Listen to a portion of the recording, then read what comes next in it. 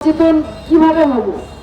যে দেশে আইন আছে, আইনের বাস্তবায়ন নাই, সে দেশে মানুষ কিভাবে সচেতন হবে?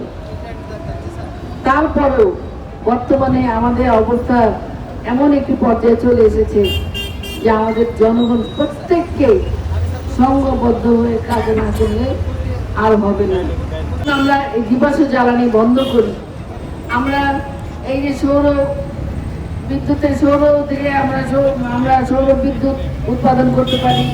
বাতাস থেকে আমরা জামালপুরে অনেক চর এলাকা আজকে ব্রহ্মপুত্র নদকে যেভাবে ভরাট করা হয়েছে, ব্রহ্মপুত্র নদী এখানেও আমরা বায়ু চালিত মেশিন আমরা বিদ্যুৎ উৎপাদন করতে পারি, চরে উৎপাদন করতে পারি।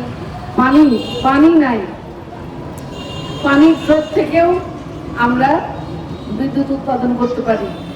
2 দিন আগে দেখেছি যে যেহেতু হাইড্রোজেন এবং অক্সিজেন মিলনে পানি, সেই পানি থেকেও কিন্তু অনেকেই বিদ্যুৎ তৈরি করছে।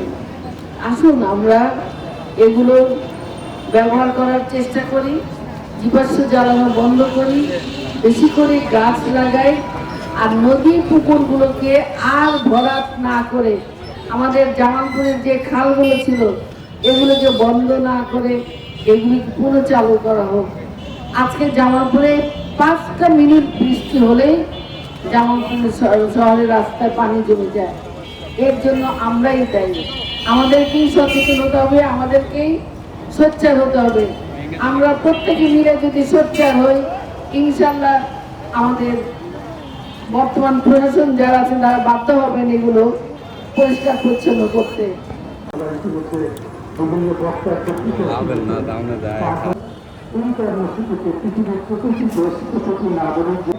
রাস্তায় সমুদ্র দৃশ্য অথবা আকারে দোকান হচ্ছে পলিথিন।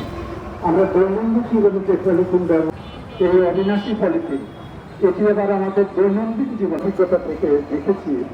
অস্ট্রেলিয়ার মৃত্তিকা, মাটি, পানি, নদী, খাল, বিল, বাধ্য, এবং ওখান থেকে এটা চলে যায় রিসাইক্লিং এর জন্য, আবার এটা বাজারে আসে।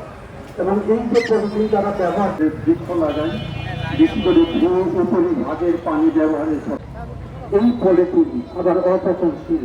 একটি পলিথিন সোনাক জামালপুরের পক্ষ থেকে যে মানববন্ধনের আয়োজন করেছি, আমাদের এই মানববন্ধনে যারা এই তীব্র তাপদাহের ভিতরে আপনারা যে আমাদের সাথে এসেছেন, আমাদের সাথে আমরা